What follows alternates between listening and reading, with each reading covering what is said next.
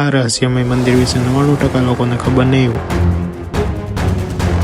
શું તમે વિચાર્યું છે કે વાવમાં પણ મંદિર હોઈ શકે? જો તમે આ મંદિર વિશે જાણતા ના હોય તો આ વિડીયોને છેલ્લે સુધી જોજો. આ એક એવું રહસ્યમય મંદિર છે જેમાં વાવમાંથી મહાદેવ એટલે કે ભોળાનાથ પ્રગટ થયા છે. તેમજ આ વિડીયોમાં હું તમને મંદિર ક્યાંથી આવ્યું તેમજ કેમ પ્રગટ થયું તે બધી માહિતી આ વિડીયોમાં હું તમને જણાવીશ.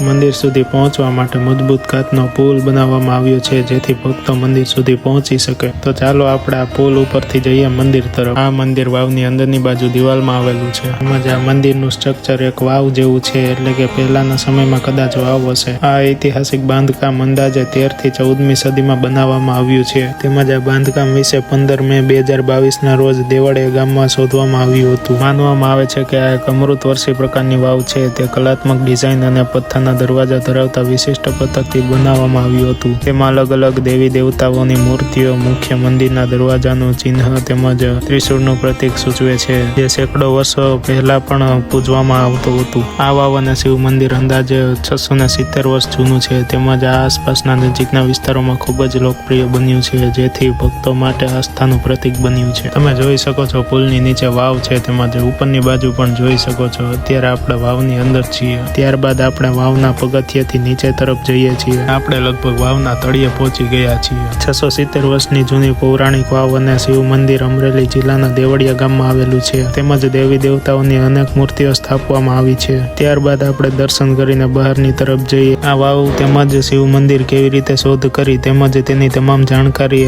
અને તેના પ્રાચીન ફોટા પોસ્ટરમાં આપેલા છે તે તમે વિડીયોને પોઝ કરીને જોઈ લેજો.